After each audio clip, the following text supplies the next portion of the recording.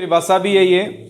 इसके अनुसार एक फलन f a से b अंतराल में अगर परिबद्ध और आर्य समाकलनीय है तो उस स्थिति में इसके विभाजन, कोई भी विभाजन ले लिया जाए, प्रत्येक विभाजन के लिए यह बात कर रहा है, एक अंतराल xr-1 और xr में उपस्थित कोई बिंदु साई r, इस साई r के लिए फंक्शन ऑफ साई r की वैल्यू को अगर उस अंतराल की लंबाई से गुणा करते हुए, यानी जितने भी अंतराल बन रहे हैं उन सभी अंतरालों की लंबाई को फंक्शन में उपस्थित किसी बिंदु से फलन के मान से गुणा करके, और सिग्मा का मतलब है जोड़ करने पर, उसमें से अगर a to b fx dx R समाकल निकालने के लिए सूत्र था, अगर इसको घटाएंगे और इसका मापांक लेंगे तो वो हमेशा एप्सिलॉन से स्मॉलर आता है। ये प्रूफ करना है। इसको प्रूफ करने, ये जो प्रूफ है यही हमारे पास आर समाकलन की दूसरी परिभाषा कहलाएगी।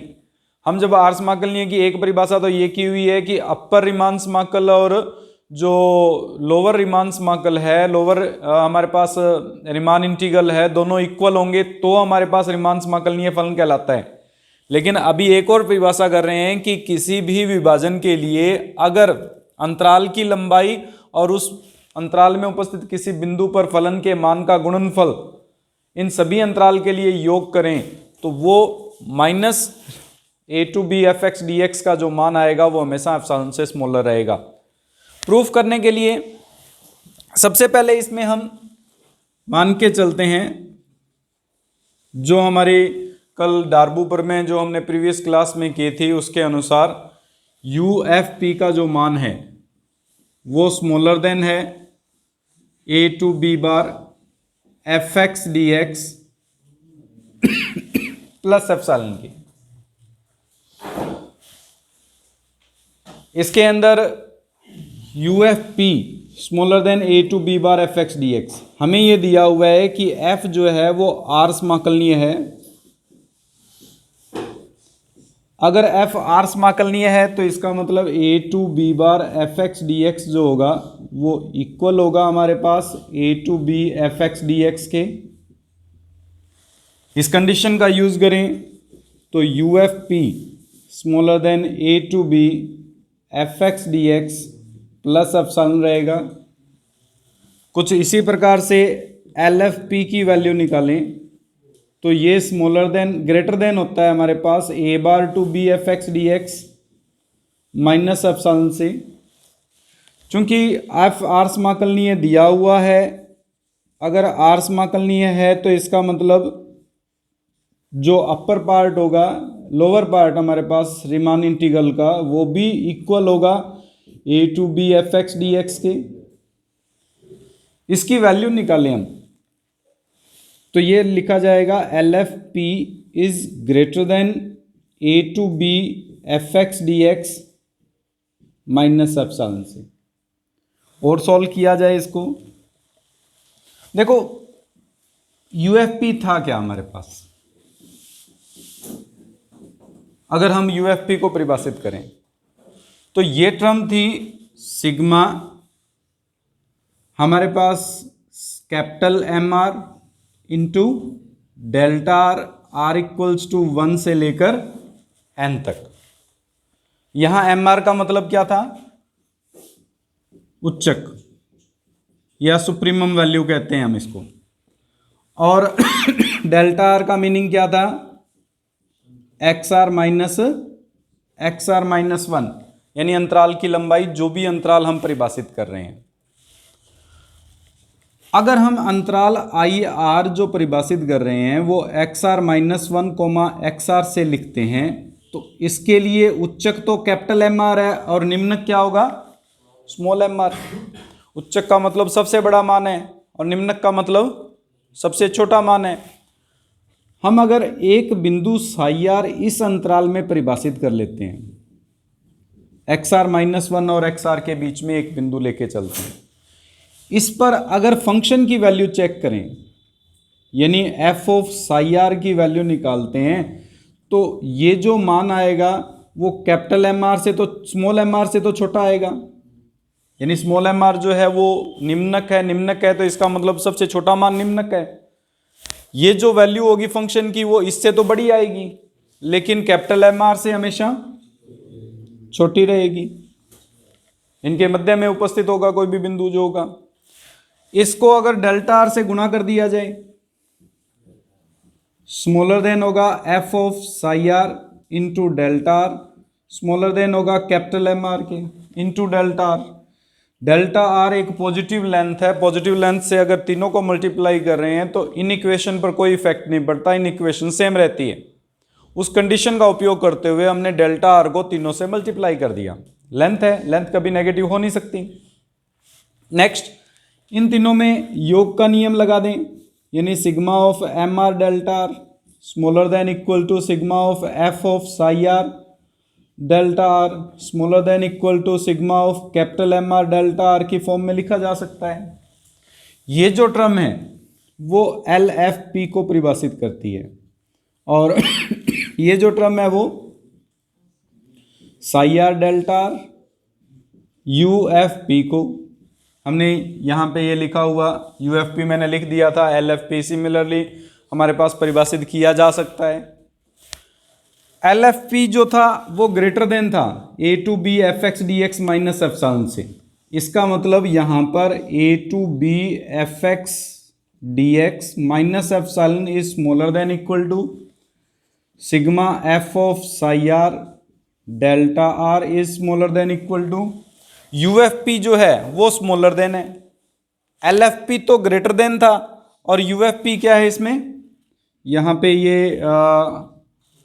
ये तो सही था, हाँ ये कंडीशन यू एफ पी जो है वो हमारे पास स्मॉलर देन है a to B F x D x plus epsilon से। इसका मतलब ये वैल्यू जो है वो स्मॉलर है, इससे ग्रेटर वैल्यू पुट करेंगे यहाँ पे, तो इसको लिखा जा सकता है a to B F x D x plus epsilon से। और हमने एक मापांक की कंडीशन पढ़ी हुई है, आप लोगों को याद हो तो, अगर मापांक x minus a smaller than हो एप्सिलॉन से, तो इसका मतलब x इन बिटवीन होता है a माइनस एप्सिलॉन और a प्लस एप्सिलॉन से। यही कंडीशन यहाँ बन रही है। ये पूरा a बन रहा है, इस पूरे को x मान के चलें, ये पूरा a, तो x ग्रेटर देन है a माइनस एप्सिलॉन से और स्मॉलर देन है a प्लस एप्सिलॉन से। तो इसका मतलब हम sigma F of psi are delta R का मतलब लंबाई X R and X R minus one minus A to B F x D x जो है वो स्मॉलर देन होगा एप्सिलॉन से, जो हमें प्रूफ करना था। अर्थात अगर कोई फंक्शन आर समाकलनीय है तो इस कंडीशन को सेटिस्फाई करेगा, और अगर फंक्शन आर समाकलनीय नहीं है तो ये कंडीशन भी सेटिस्फाई नहीं होगी। अगर आर समाकलनीय की अब सेकंड डेफिनेशन लिखवाऊंगा वो यही होगी कि किसी भी अंतराल में उपस्थित बिंदु के लिए फलन के मान और उस लंबाई का अंतर का योग जो होगा वो हमेशा माइनस आई करने पर एप्सिलॉन से स्मॉलर आता है, तो इस आई को आर समाकलनीय फलन कहते हैं, और इस आई को a to B F x D x से व्यक्त किया जाता है। सेकंड डेफिनेशन कर रहे हैं आर समाकलन की। इसके अनुसार कोई भी फंक्शन अंतराल ए टू बी में आर समाकलनीय कहलाता है यदि एप्सिलॉन ग्रेटर देन 0 और डेल्टा ग्रेटर देन 0 के लिए एक विभाजन p जो अंतराल ए बी से लिया गया है, जिसके लिए मान p का मान डेल्टा से स्मॉलर है, इस प्रकार विद्यमान है कि इस अंतराल में उपस्थित आई आर अंतराल जो लिया गया है, इसमें उपस्थित किसी बिंदु के लिए F of psi R into X R minus one का योग माइनस आई हमेशा एप्सिलॉन से स्मॉलर हो। ये आई जो है वो आर समाकलनीय फलन कहलाता है, और इसका मान a to B F x D x से व्यक्त किया जाता है। द्वितीय परिभाषा है ये। अगर आर समाकलन की परिभाषा पूछी जाती है तो आप दोनों में से कोई भी लिख सकते हैं, जो हमने पहले लिखी थी और बाद में। पहले लिखी जो परिभाषा है उसमें हमें निम्न रीमान समाकल और ऊपरी रीमान समाकल दोनों की परिभाषा लिखनी पड़ेगी साथ में। अगर आर समाकलन की परिभाषा पूछी जाती है तो उसमें आप पहले निम्न रीमान समाकल की, निम्न रीमान समाकल था supremum value of L F P, और ऊपरी रीमान समाकल infimum value of U F P. वो परिभाषित करते हुए फिर ये लिखेंगे कि निम्न रीमान समाकल और ऊपरी रीमान समाकल अगर समान आते हैं तो वह फलन आर समाकलनीय फलन कहलाता है, जिसे a to B F x D x से व्यक्त करते हैं। और अथवा में ये परिभाषा भी लिखी जा सकती है रीमान समाकल के लिए। दोलनीय योग में हमारे पास हमने ये पढ़ा हुआ है यू एफ पी का जो मान होता है वो बराबर होता है sigma M R into delta R के, जबकि एल एफ पी का जो मान होता है वो बराबर होता है sigma small M R into delta R के। अगर यू एफ पी और एल एफ पी को घटा दिया जाए, क्योंकि यू एफ पी ग्रेटर होता है एल एफ पी से, इसलिए यू एफ पी में से एल एफ पी को घटाएंगे, तो उस स्थिति में ये कंडीशन बन जाएगी capital M R minus small M R into delta R के। इस capital M R minus small M R को ओ आर से व्यक्त किया जाता है, और ये जो ओ आर है इसे ही ऑसिलेशन कहा जाता है, और जिसका मान हमेशा उच्चक माइनस निम्नक, किसी भी अंतराल में उच्चक और निम्नक के अंतर को हम उसका ऑसिलेशन कहते हैं या दोलन कहते हैं, और इस योग को हम दोलनीय योग कहते हैं। यानी यूएफपी माइनस एलएफपी का जो भी मान प्राप्त होता है उसे हम दोलनीय योग या ऑसिलेटरी सम कहते हैं। एक तो हमें यह प्रूफ करना है कि फंक्शन आर समाकलनीय है यदि ये कंडीशन अप्लाई होती है, और दूसरा इसका ऑपोजिट प्रूफ करना पड़ेगा कि ये कंडीशन अप्लाई होती है तो फलन आर समाकलनीय होगा। दोनों पार्ट हमारे पास प्रूफ करने हैं इसमें। ये function F in the interval A to B is R integrable if epsilon greater than 0 and a partition P is such that UFP minus LFP is smaller than epsilon. और repeat part में हम ये करेंगे, opposite part या converse part जिसे कहेंगे, ये हम लेके चलेंगे कि एप्सिलॉन से स्मॉलर है, हम इसको इंटीग्रेबल आर इंटीग्रेबल प्रूफ करेंगे। प्रूफ करने के लिए माना एफ आर समाकलनीय है, हम मान के चलते हैं कि दिया गया फलन जो है वो आर समाकलनीय है, और हम ये पहले प्रूफ करते हैं कि यूएफपी माइनस एलएफपी का मान स्मॉलर देन है एप्सिलॉन से। इसको प्रूफ करने के लिए आर समाकलनीय का मतलब हम समझ चुके हैं कि a to b bar F x D x की वैल्यू इक्वल होगी a bar to B F x D x के, और ये इक्वल होगी a to B F x D x के। हमने डार्बो योग किया था जिसके अनुसार यू एफ पी का मान स्मॉलर देन था a to B F x D x plus epsilon से, इसको एप्सिलॉन बाई 2 ले लेते हैं। जो एप्सिलॉन से स्मॉलर होगा वो एप्सिलॉन बाई 2 से भी स्मॉलर होगा। कुछ इसी प्रकार से एल एफ पी की वैल्यू हमने की थी ग्रेटर देन थी a to B F x D x minus epsilon by 2 से। इसको अगर सॉल्व करें तो इसको लिखा जा सकता है a to B F x D x is smaller than l F p plus epsilon by 2। ये माइनस एप्सिलॉन बाई 2 था, इधर चला गया तो ये प्लस एप्सिलॉन बाई 2 हो गया। एल एफ पी ग्रेटर था, यहां पे एल एफ पी ग्रेटर ही है, प्लस एप्सिलॉन बाई 2 से। सिर्फ इन दोनों को इंटरचेंज करके लिख दिया। ये इक्वेशन है फर्स्ट, ये equation second, add first and second equation. अगर इन दोनों को ऐड करेंगे तो u F p plus a to B F x D x smaller than होगा l F p plus a to B F x D x plus epsilon से। Epsilon by 2 में epsilon by 2 add करेंगे तो epsilon बन जाएगा। ये a to B F x D x और ये भी a to B F x D x cancel हो जाएंगे। एल एफ पी प्लस का इधर आएगा तो माइनस का, U F P minus L F P smaller than epsilon रह जाएगा। अर्थात अगर आर समाकलनीय फलन है तो u F P minus L F p की वैल्यू जो आएगी वो एप्सिलॉन से हमेशा स्मॉलर आएगी। कन्वर्स करेंगे इसका,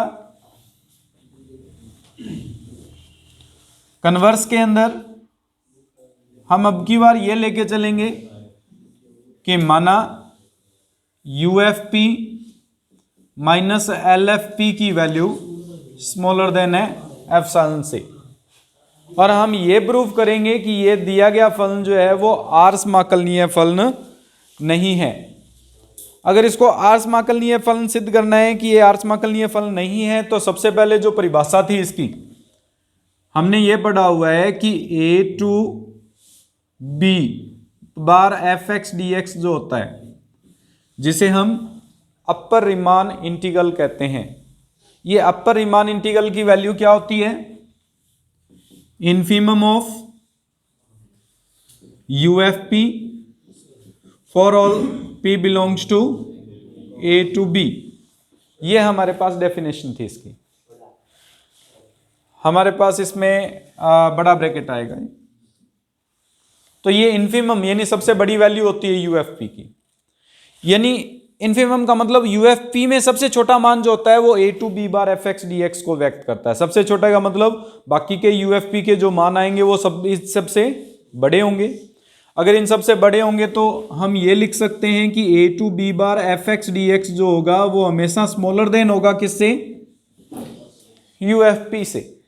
हमेशा ये जो वैल्यू आएगी वो यूएफपी से स्मॉलर रहेगी। कुछ इसी प्रकार से A bar to B F x D x को परिभाषित करें तो ये सुप्रीमम वैल्यू थी हमारे पास l F p, where P belongs to partition A to B। यानी इसका मतलब सबसे बड़ी वैल्यू एल एफ पी की, एल एफ पी की उससे बड़ी कोई वैल्यू प्राप्त नहीं होगी। अगर उससे बड़ी वैल्यू नहीं प्राप्त होगी तो A bar to B F x D x की जो वैल्यू आएगी वो हमेशा ग्रेटर देन होगी किससे? बाकी की जो भी लोअर डार्बू सम बन रहा है उन सभी से बड़ी होगी ये वैल्यू जो निम्न रीमान समाकल को व्यक्त करता है। ऊपरी रीमान समाकल छोटा होगा और निम्न रीमान समाकल बड़ा होगा। इसमें अगर माइनस से मल्टीप्लाई कर दिया जाए, दोनों तरफ माइनस से मल्टीप्लाई करेंगे तो A bar to B F x D x जो होगा वो स्मॉलर देन हो जाएगा माइनस एल एफ पी से। इनइक्वालिटी चेंज हो जाती है माइनस से गुणा करने पर, जो ग्रेटर देन है वो स्मॉलर देन में चेंज हो जाती है। ये इक्वेशन नंबर 3 और ये इक्वेशन नंबर 4, क्योंकि 1 2 पहले यूज कर चुके हैं, इसमें 3 और 4 को अगर ऐड कर दें, अगर इन दोनों को ऐड करेंगे तो ये बन जाएगा A to B bar F x D x minus A bar to B F x D x is smaller than U F P minus L F P. ये कंडीशन बनेगी दोनों को घटाने पर कि A to B bar F x D x जो है वो स्मॉलर देन होगा A bar to B F x D x से, और U F P minus L F P से स्मॉलर होगा। लेकिन U F P minus L F p की वैल्यू जो निकाली थी हमने पहले लेट करके चल रहे हैं, वो क्या कंडीशन है? ये स्मॉलर देन है किससे? एप्सिलॉन से। और एप्सिलॉन किससे हमारे पास ग्रेटर होता है? 0 से ग्रेटर होता है, एक पॉजिटिव वैल्यू को शो करता है। अगर पॉजिटिव वैल्यू को शो करता है तो इसका मतलब A to B bar F x D X है वो स्मॉलर देन होगा A bar to B F x D x plus epsilon से। यानी अगर एप्सिलॉन को ऑलमोस्ट 0 के इक्वल कंसीडर कर लिया जाए, क्योंकि बहुत ज़्यादा छोटी राशि है, अगर ऑलमोस्ट 0 के इक्वल कंसीडर कर लिया जाए तो अपर डार्बू जो हमारे पास इंटीग्रल है वो लोअर इंटीग्रल से स्मॉलर है। लेकिन हमने ये पढ़ा हुआ है कि अपर जो होता है वो लोअर से हमेशा ग्रेटर होता है, कभी भी स्मॉलर नहीं होता। इसका मतलब ये कंडीशन तभी पॉसिबल है जब ये दोनों बराबर होंगे, अन्यथा ये पॉसिबल नहीं है। अगर ये दोनों बराबर होंगे तो फंक्शन आर इंटीग्रेबल बन जाएगा। तो इसको इसी प्रकार से लिखेंगे कि ये जो हमारे पास है A to B bar F x D x smaller than है A to B bar F x D x के एप्सिलॉन नगण्य लेने पर, अगर एप्सिलॉन को नगण्य लेने पर ये स्मॉलर देन आता है जो विरोधाभास है हमारे पास, और अगर ये कंट्राडिक्शन बन रहा है तो कंट्राडिक्शन तभी पॉसिबल है जब ये दोनों इक्वल होंगे। अगर दोनों इक्वल हैं तो आर समाकलनीय फलन बनेगा।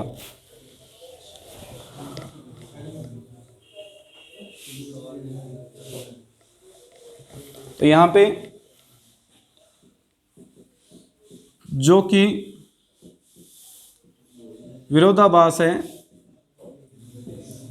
अतः A bar to B F x D X equal होगा A to B bar F x D x के, अर्थात F आर समाकलनीय फलन है।